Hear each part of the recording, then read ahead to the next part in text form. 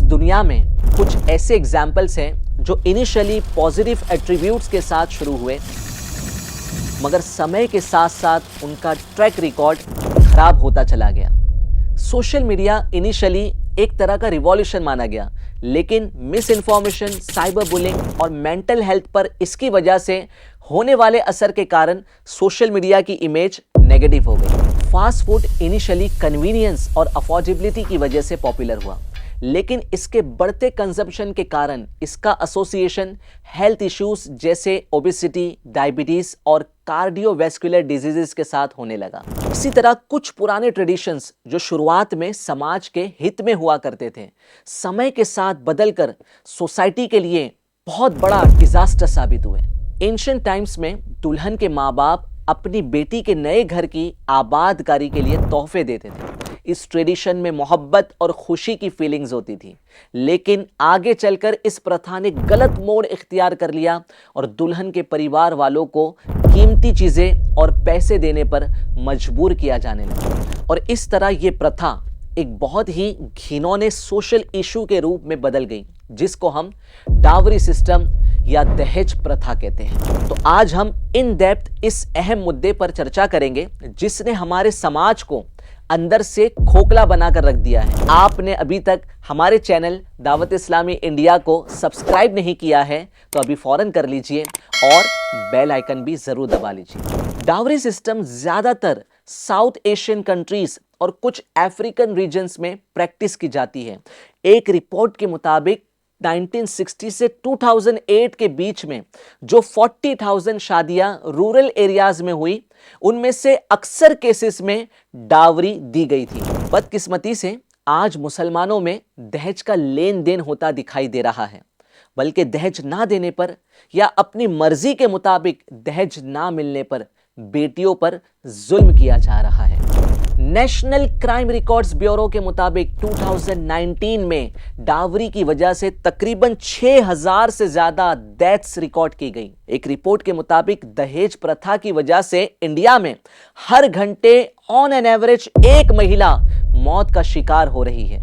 मौजूदा समाज में राइज दहेज प्रथा का इस्लाम में कोई तस्वूर नहीं, जिसमें दुल्हन के माँ बाप को मजबूर होकर दूल्हे वालों को दहेज या जहेज देना पड़ता है।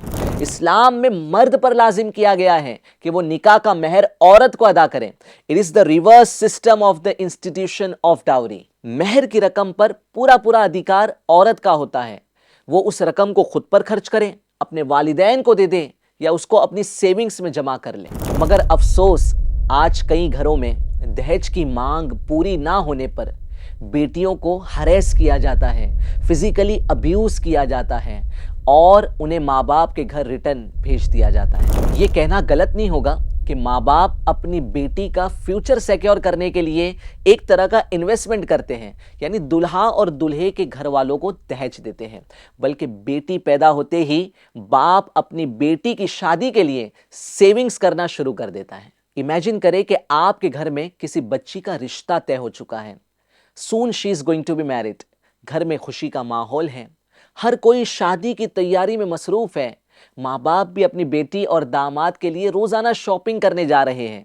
सडनली खुशी का माहौल गम के सन्नाटों में तब्दील हो जाता है कि जब बेटी वालों को ये पता चलता है कि लड़के वालों ने कोई ऐसी डिमांड कर दी है जिसको पूरा करना उनके बस की बात नहीं। देखते ही देखते जिस घर में कुछ दिनों पहले खुशी की लहर दौड़ पड़ी थी, उस घर से आज रोने और बिलकने की आवाज आना शुरू हो जाती है। जहेज की नापाक मांगों की वजह से आज जब किसी घर में बेटी पैदा होती है तो माँ बाप खुशी मनाने के बजाय गमगीन हो जाते हैं। बेटियों को इस्लाम में रहमत कहा गया है, जबकि हमारे गलत रस्म और रिवाज की वजह से बेटियों को जहमत समझा जाने लगा है। ज़माने जाहिलियत में बच्ची जब पैदा होती तो उसको जिंदा कब्र में दफन कर दिया जाता, बेटियों को बोझ समझा जाता।